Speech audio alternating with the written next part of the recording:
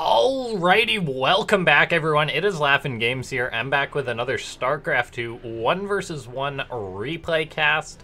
It's been a while. I know there's been sort of some delays in uploads, and I made a post that I should be getting back into the swing of it a little bit later on in April. Just busy right now. That's life. However, got a bit of time here to cast what should be a fantastic match. It's going to be Jason versus Beastyqt, spawning down in the bottom left-hand side of the map. It's Juggernaut Jason, the Terran Canadian streamer. That's not what we want. That is what we want. And up in the top right-hand side of the map, also a streamer, is Beastyqt. So these two streamers are going to be going at it. Beastyqt is a former Terran pro gamer, for those of you that are unaware. He plays random these days while he streams and whatnot at a pretty darn high level. So this game he got into his Protoss. So I thought, yeah, this should be a fairly even matched Terran versus Protoss. Jason, obviously unaware of what race Beastyqt is going to go on in, scout with an SCV just to be sure.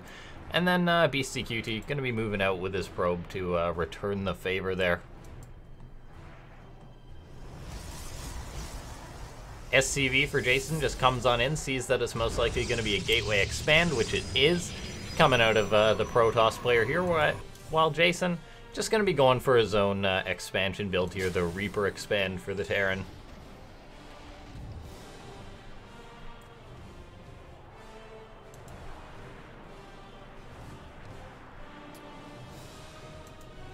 SCV coming back, no crazy proxies or anything just like that, starting things off. Command centers, Nexus, both building here. And then Beastyqt going to be a nuisance here, as is Protoss tradition, coming in to harass Jason's SCV, building a command center. There is nothing more annoying as a Terran player than having one of your workers doing something important while being harassed. Reaper is going to pop a note for Jason, though, and that may be able to get a bit of payback there. Pick off the probe, most likely. Looks like he is able to pick that off and then continue his merry way across the map here. All the while, just Beastyqt doing standard Protoss stuff, opening up with the Adept. Then, yeah, just opening up with the Adept, getting Warp Gate on the way. We'll see what other tech he's going to throw up. That should be coming any moment here. For now, though, that Adept just doing her job to try and shoo that Reaper away.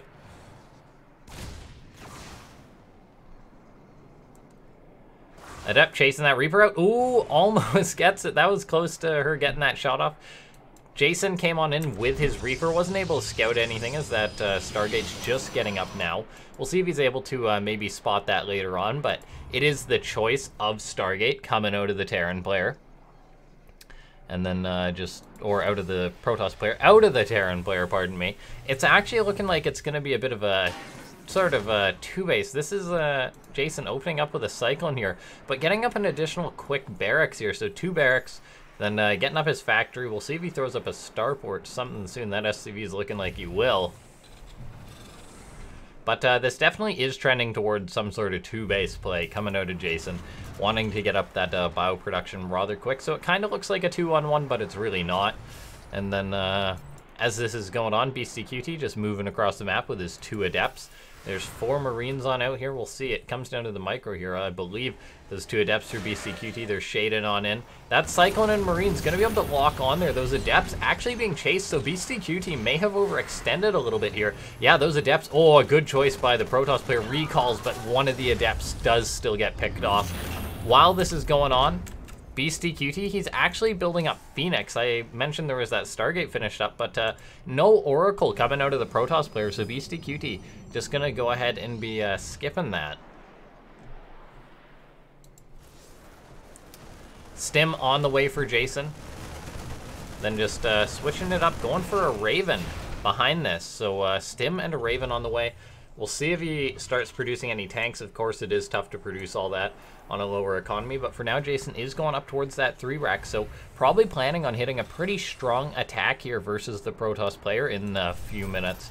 Just saturating his command center slowly at his natural, all the while Beastyqt, interestingly enough, just building Phoenix still, and then made 1 Immortal here. Immortal's a very good backbone for a Protoss army. We'll see what else Beastyqt is going to tech into, though. He's moving out with his Phoenix now, so this is going to be revealed to Jason. who's gonna be a little bit caught off guard by this. Of course, Jason got a Cyclone in his main base, prepared for something like a potential Oracle or something coming on in, because keep in mind, Jason doesn't have all the information. As a matter of fact, his Reaper must have gone down there. I must have missed that. But yeah, he hasn't seen the Stargate, he hasn't seen the Robo, so he's really in the dark as to what the Protoss is doing. It's a little risky to play like that versus a Protoss player. Jason seems to be rather confident, though, just going up into a 3-racks that he'd be able to hold off any aggression. And that's probably true for the most part. As with the 3-racks openings as Terran, you generally do have a lot more units. Jason also producing Widow Mines as this is going on. Got out a Reactor now, swapping into another one. So Reactored Starport, Reactor Factory, gonna be able to make some Medivacs behind that. But Beastyqt does come on in here. Comes in with an Observer, which gets scanned and picked off. A nice move by Jason there. A nuisance for the Protoss to have to rebuild those, but Beastyqt did get off the scout that he needed, though. He's well aware of what Jason's doing. Coming in, seeing that amount of bio, seeing those 2 racks. He's very aware of what's coming his way. While this is going on, the Phoenix going to be coming on in offensively, going to try and get something done. Jason, though, he's salvaging that bunker, and that's a pretty universal sign for a Terran to be moving out for some aggression. Beastyqt will see what he's going to be able to get done. These Phoenix actually coming on in. Those SCVs are rather unprotected. Jason, with a micro mistake, loses his Raven. That's absolutely huge for the Protoss player. Double Widow Mines get picked up, so Beastyqt getting some nice finds with these Phoenix. As this is going on, Jason, I mean, he lost those important units. He's still going to be moving across the map, and the way Beastyqt is playing this, okay, look at this. He's frantically throwing up lots of cannons here because Beastyqt hasn't invested in a lot of gateways. He's playing this sort of Protoss mech style, I want to say. He's making Phoenix. He's making units out of Robos, which are Disruptors he's now tagging into for his AoE, which he definitely needs versus this amount of bio. And they very well may catch Jason off guard, but look at this, the Phoenix lurking around for whatever they can find. And Beastyqt, he's bought himself a fair bit of time. He's got up a lot of cannons just to cover the front of this Nexus. He's still got those, he can always still retreat to those. He's got the Disruptors getting ready for this. There's a chance Jason could be hit massively by these Disruptor Novas. Dodge is good the first one. Scan goes up though, he's gonna have to dodge another. And Jason now stepping forward, but there is another Disruptor Nova going on here. That's the thing. There's usually another Nova for a Protoss to be safe. Now, those other Novas should be coming off cooldown, but Jason is stimming forward. He knows he has a bit of a window here. It's all about how you play around the Disruptors, but look at that. Beastyqt with his double production has another one coming on out. He's got so many the way that he's playing. That one is being picked off, and the main thing is, if a Disruptor misses, then that Disruptor has been completely useless, but there's another one getting a shot off. Looks like Jason, he's stepping forward, he's going up here. He's gonna try and pick off another Disruptor. The Phoenix may think it's time to engage though, and it looks like they are right coming on in, lifting up most of these Marines now. Looks like Jason tries to load up those units into the Medivac, but it's just not happening. So Jason loses most of that bio, doesn't get a lot of damage done. Picked or traded out with a fair few Disruptors. He picked off 4 Disruptors. And yeah, the way Beastyqt played that is he just had enough Disruptors.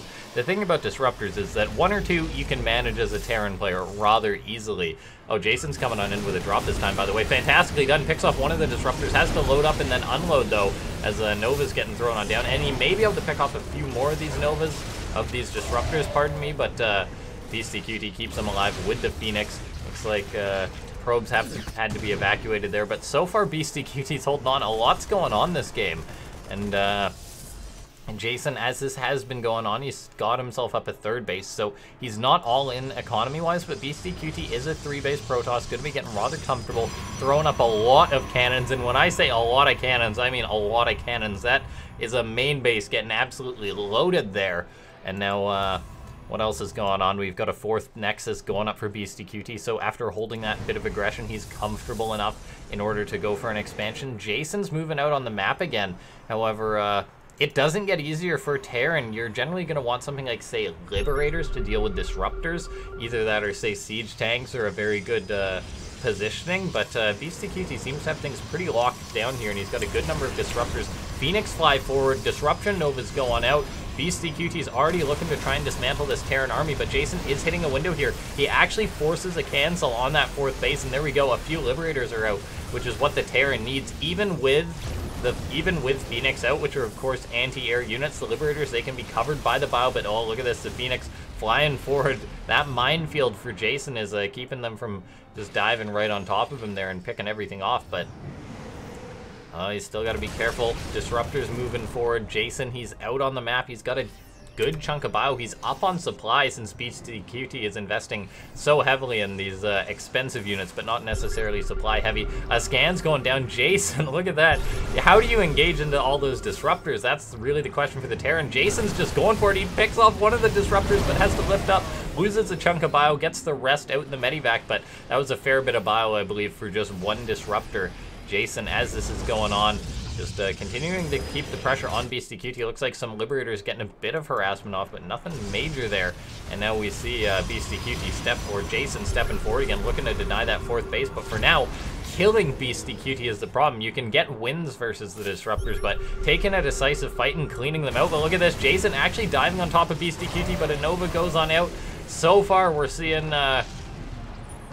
Beastyqt. He's hanging on there, and let's see, Disruptor's going out again, but oh, Jason, unaware, loses a massive chunk of bio there. Those Disruptors, good eye on Beastyqt, realizing he had that opportunity, finding Jason when he's out of position, or not paying attention. Now, Tempest are on the way for Beastyqt, and this is where it really becomes problematic for the Terran. The Disruptors, Jason, he's been getting punished a little bit because he's been being aggressive, but it becomes very dicey because the Tempest are going to be able to start zoning Jason even harder relatively soon, and with those out, that's where it becomes very tough for the Terran. Now, Jason, as this is going on, he's getting up a fourth command center. He hasn't been going too hard on his upgrades because upgrades don't help versus Disruptors, really. But look at this, those Disruption Novas going out. Jason trying to engage again. Let's take a look at the resources lost. Slightly ahead for Beastyqt, not as high as you'd think, probably because of those cannon cancels and Nexus cancels and such. And of course, he has been losing Disruptors. So far, 8 have been picked off by Jason.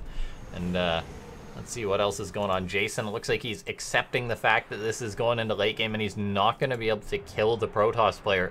So he's getting up a lot of starports. He needs to be able to contest that air army of Beastyqt. Beastyqt made an absolute mass amount of Tempest, but in a head-up fight, Mass Vikings will beat Mass Tempest and Mass Phoenix generally with the bio support. It's not the most common situation in StarCraft 2, but a lot of cannons getting on up here for Beastyqt. Viking production beginning for Jason. The thing that eventually makes the Vikings not as valid is if, say, Beastyqt eventually techs up into something, say, maybe Psystorm, or just gets a few Blink Stalkers to help zone from the ground. Because the main thing is right now to pay attention to, guys. Oh man, those Disruptor shots. I'm trying to get a word, and then Beastyqt's just massacring Jason here. A drop goes on in, but there's so many cannons. The Phoenix and Tempest gonna lift everything up. Yeah, Beastyqt, he's locked his ship down hard. Now, let's take a look at this. Yeah, as I was saying, there's literally no ground units that shoot up for Beastyqt, so if Jason can win the air fight, he's golden. But doing that versus an already well-established Protoss air fleet, not going to be easy for the Terran player. Beastyqt, he's actually confident enough to move out, and he's up on supply, so maybe he can make this happen. Jason not able to make any moves or anything work. Beastyqt has just been all over the map here. He's got observers in good position and whatnot. Gonna find a few Widow Mines here. Lifts them up. These Phoenix are still alive, by the way, guys. They've been doing work. A fair few of them have died, but no, they definitely have been getting their value for Beastyqt. Jason trying to reach a good number of Vikings, enough that he'll be able to contest this air fleet. But look at this, Beastyqt's already thinking of the counter to Vikings. He's getting up Psystorm and getting up High Templar, so having that's where it becomes very, very dicey for the Terran. Jason, of course, has a good economy going, pretty much on par with Beastyqt. Beastyqt's throwing up his own 5th base now, so trying to get ahead in that. But here we see the Protoss players coming on in. Beastyqt confident enough to attack on in right now. He's got the Disruptors on the ground, but keep in mind, that's the majority of his anti-ground force. Look at this, though. Jason, he's just not sure how to engage this, and I'm not even sure if he has the right amount of units. Jason looks like he's going to try and bypass this. No, he's actually going to unload on top of the Disruptors here, going for a fancy play. Beastyqt throws out a ton of Novas there on the bio, but getting perfect connections isn't going to work out. More bio coming in for Jason, so on the ground, he's getting a very nice surround. He's got Vikings still in the air, and actually pushes Beastyqt back thanks to his Marines on the ground, his Vikings in the air. He destroys the Protoss army, who overextended. And Beastyqt, that's definitely hurting as a Protoss. He spent a lot of time building up that army. And now he's got to play very safe because the Terran, generally after cleaning out the Protoss army, is going to be looking to counterattack. Beastyqt, though, he is looking to try and establish into that killer sort of death ball as a Protoss, getting up carriers, having good upgrades going so that they'll be very, very valid. We'll see. Psystorm really is the main requirement for doing that late game dance as a Protoss, and being very comfortable there. Beastyqt probably going to always be wanting to warp in more High Templars. Probably want to transfer some probes to get that new gold base saturated as well. For now, though, does have to be very careful here. As, yeah, well, just look at that. I mean, Jason did a really great job taking a lead in the supply there, cleaning out that Protoss army. That was the thing. The army for Beastyqt was very technical there as far as how it worked. Like the Disruptors, we saw Jason with such a sick move. The Medivacs unloading on the Disruptors so they couldn't get the hits. And that's very, very dangerous to do when there's Tempest in the air, which just pop off those Medivacs. Beastyqt, though, he's sort of making adjustments here. He knows he needs some units on the ground at this point. Getting some Zealots, got a few Immortals, really getting up all the upgrades. That's what you want to do as Protoss. Just have all the tech at your disposal if you can afford it. And Beastyqt, with getting this gold base, going to keep his economy going. Probably will be wanting to look towards a 6th base as soon as he can. But rebuilding that army he lost ain't cheap. Jason's got himself up a 5th base. He's securing that as a planetary. We'll see if he throws up more bases soon. But he's actually doing a good job approaching maxed out. Things weren't looking too good for him when Beastyqt first started pressuring this base, but he took a very nice engagement. His army just worked out versus what Beastyqt had. Now we're seeing Jason's moving north with a fair bit of bio. It's already a little bit overstimmed, but yeah, don't think this attack's going to happen. The Tempest carriers closing on in. And now, yeah, let's see. Beastyqt playing this sort of... I don't know, guys. Is this Protoss mech? Can someone tell me, like... I know people like to sort of call compositions certain things, but I think it's fair to say that this is Protoss, or it was a Protoss mech opening for Beastyqt, not going for the gateway units, really. Just getting the Disruptors and getting up all the Phoenix. Now, Beastyqt, though, getting up more cannons, looking to secure the 6th base.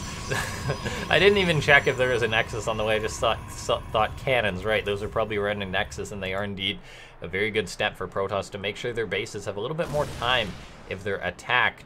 Now, Beastyqt getting up a Dark Shrine, getting up even DT Blink and Stalker Blink for good measure. And, Jason's still just sitting back, though. He's maxed out. He's getting up a lot more command centers. He's not just throwing everything away. He's actually playing this surprisingly passive as a Terran. This takes this takes a lot of will as a Terran for you to be maxed out and still sitting back versus a Protoss player, because generally you're gonna want to try and kill the Protoss player before the game goes longer. But look at this, Jason just going for a nice drop here, dodging those Novas, dodges the first round, but that shield battery, oh, it's such a pain. Jason tried to focus down the Disruptor, but the shield battery kept it alive, so it got its Nova off. That worked out very well for Beastyqt. So painful for Jason losing that bio. Of course, he can afford it at this point. He's pretty much maxed out. He's getting up extra command centers. He's got a good economy. So losses like that, of course, not great, but they're not the absolute end of the world. As this is going on, though, both these players getting up their extra tech, more Stargates on the way for Beastyqt. If you do lose your army at this stage in the game, you want to be able to replace it very well. But, oh, look at this.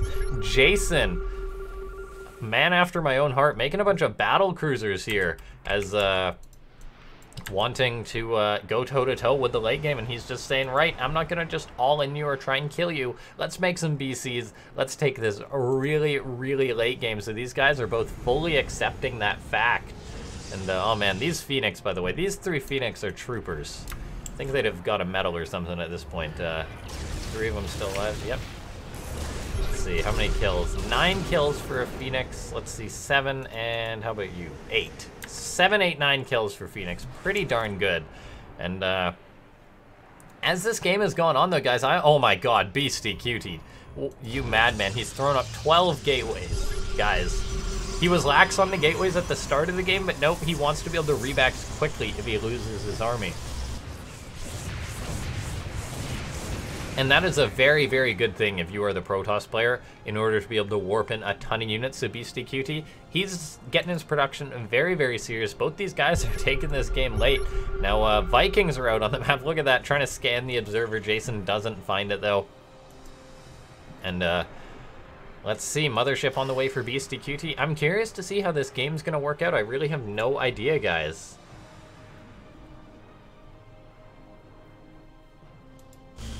Glaive's on the way.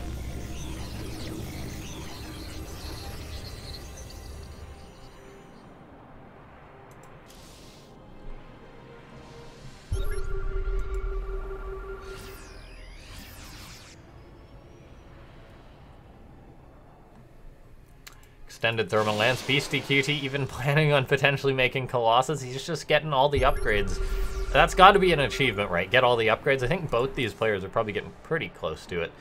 Probably not Jason, as there's one or two. Like, yeah, I don't think he needs Ignite Afterburners or whatever, but Beastyqt, he's pretty much getting absolutely everything from the seam of it. Look at this, even a nuke on the way. Jason just checking all the boxes, but look at this though. Jason coming on in with his bio, always relevant in a game of StarCraft 2, coming forward. I'm not sure it's going to be able to take on all these cannons, but they're going to be doing their best. This is 2-2 bio versus cannons. Generally goes pretty well for the bio, so trading on out here. The shield batteries making them trade not as well, picking off a few of the cannons, but oh yeah, look at that.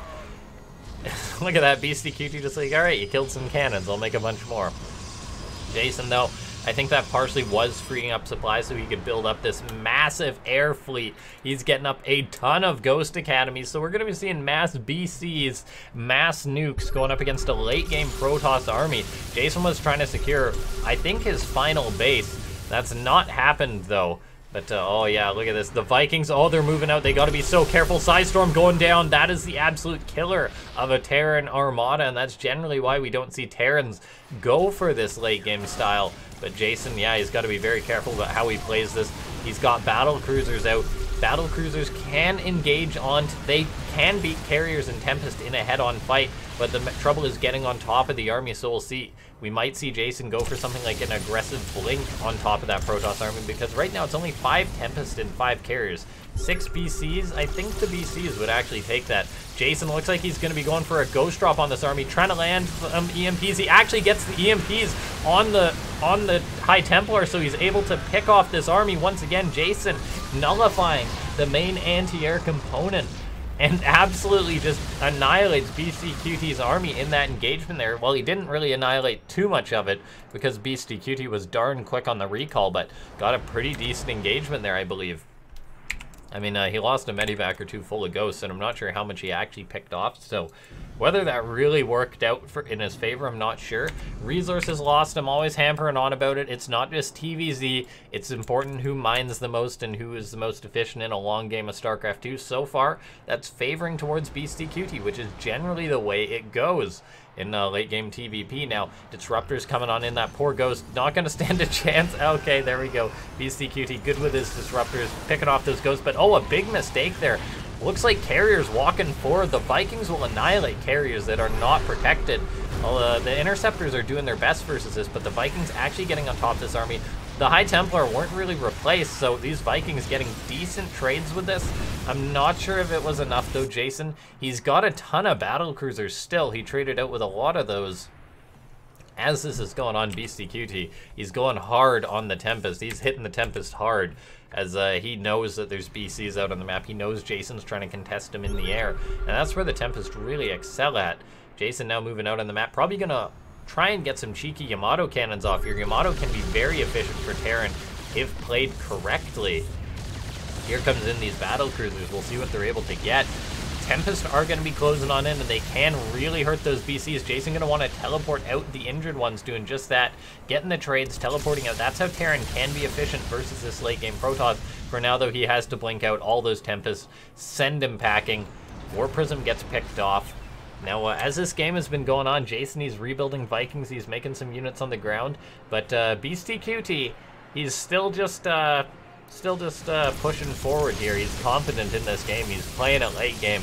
Both of these guys are going into the late game. And oh, look at that. Beastyqt even taking Jason's base. Jason trying to secure that Nexus. It's not happening. He says, all right, I'll take the one on the right, but so far it looks like Jason is starting to run out of cash here. He's got a base here with lots of resources to mine still. He hasn't mined too much off the gold, or he's mined a fair bit off it. Still got plenty of minerals there. But overall, Jason hasn't built up a bank. He hasn't quite maxed out. Resources lost, not really going his way. And look at this Beastyqt throwing up so many cannons and shield batteries here. That's almost disgusting. And, okay, here we go. Looks like Command Center going to be flying on in here, going to be getting picked off. Yeah, that Command Center just sort of dilly-dallying there. Battlecruisers getting Yamato cannons off on some photon cannons. Teleporting out. Beastyqt still just playing passive, content taking this base. Still got a resources lost lead. If this game goes on any longer, it will favor Beastyqt. Jason's just down on resources. And if we look at the bank, it's about a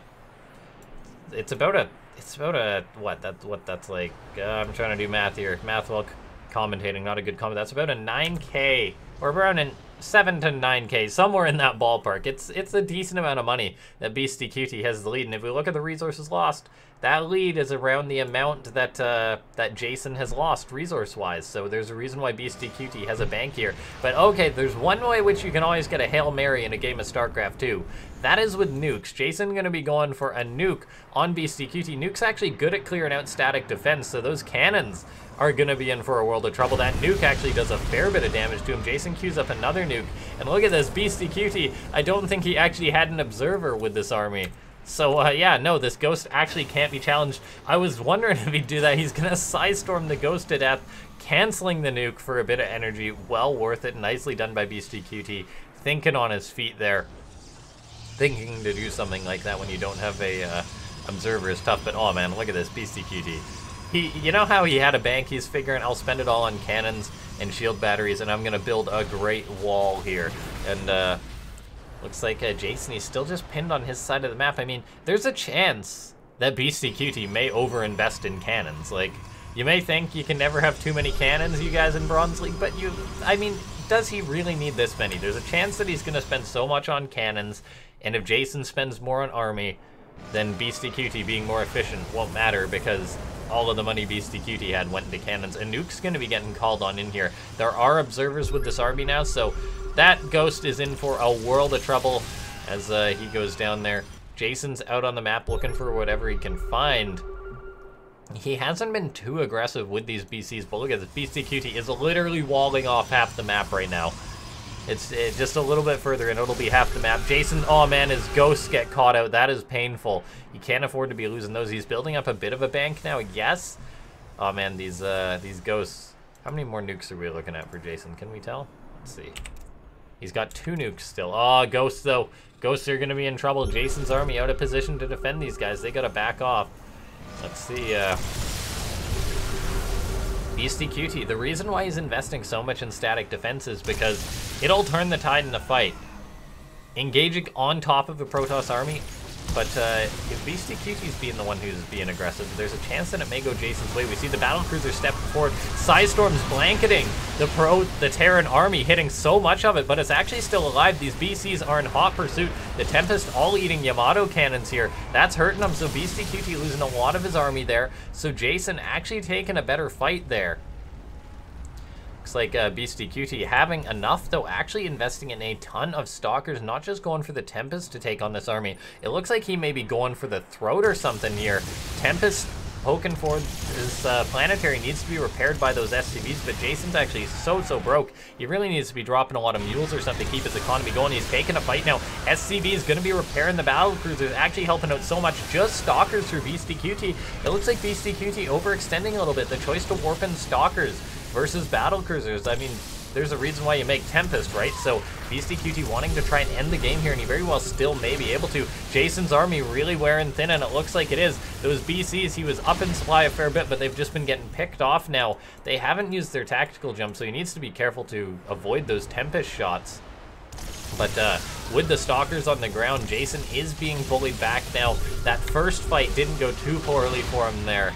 But this one not looking too hot. Gets a Yamato cannon off on a Tempest, but Beastyqt's economy is just too much. The resources lost tell the main story there, and GG gets called. Jason able to take it, absolutely, or Beastyqt, pardon me. Jason gave it his effort, but in the end, guys, I'm just gonna straight up say it. This is why you don't go late game versus Protoss as a Terran. Like, Beastyqt just played a style which got him to that sort of dream composition very quickly, and Jason, maybe if he was just playing like, yeah, I don't know. It's tough to say, but in the end, no. When it's never really good for Terran when you're like, all right, I'm gonna try and go late game versus Protoss. You guys can argue that and say, oh, stop whining, you Terrans. But I mean, you watch the GSL. You're gonna see Maru tank push any Protoss player or anything like that, or do whatever. And Beastyqt played an interesting style, got up those quick disruptors, just having a very good idea of how the game works, just getting up those disruptors. The disruptors forced the Terran to make liberators or to try and kill you quickly. Then the Terran's in a bit of a rough spot, because if they can't kill you, then you're going up against a lot of disruptors and a Protoss who's already teching into Tempest and whatnot. And Beastyqt played that game just the way that you're supposed to play it, I think, as a Protoss, doing a very good job there. But no, Jason, I mean, he gave it his all, like with the BCs, I mean, he had some sick engagements versus Beastyqt. I feel as if Jason maybe played that a little bit different. Beastyqt did give Jason opportunities to take better fights, but in the end, it still just didn't work out in the long run. And yeah, anyway, thanks so much for watching, guys. This has been my first cast in a while. I just had a bit of time to do that, and I thought, hey, gotta post something on the old YouTube channel. In the meantime, maybe a while before my next upload, or we'll see how that's gonna play out. Gonna be moving in a few days here, and then I've got some classwork that I gotta keep up on and other stuff like that. But after that, should have plenty of time to make YouTube videos and whatnot. But thanks so much for watching. If you enjoyed this video, make sure to hit that like button. If you're new to the channel and you're just checking out this video, feel free to hit that subscribe button, as I do put out content quite often. I'll see you guys next time. Thanks for watching.